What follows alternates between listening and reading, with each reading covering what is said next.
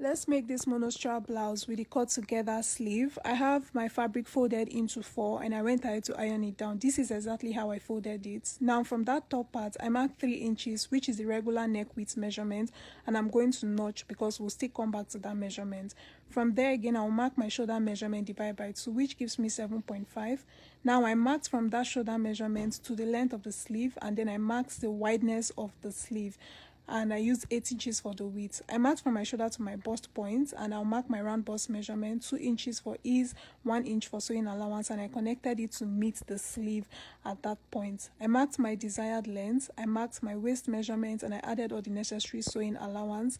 Now I'll go ahead and cut out the main bodies of the blouse, and I will proceed to the neckline. From the shoulder measurement, I marked downwards 2 inches just for the monostrap, and then I'll open everything up.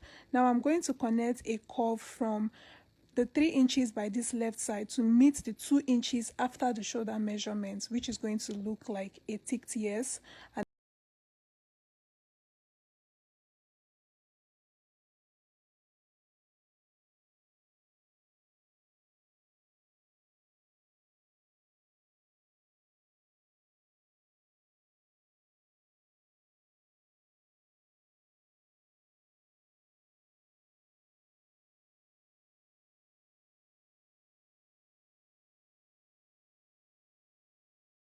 I'll cut out an interface, and I'm going to place it right face facing the right face of the main fabric, and I'm just going to sew along that part. After sewing, you can weave or you can use a hemming gun to seal it down, but this is what it's going to look like, and this is the final result on my body. Everything sits where it's supposed to sit, and see you in my next video. Bye.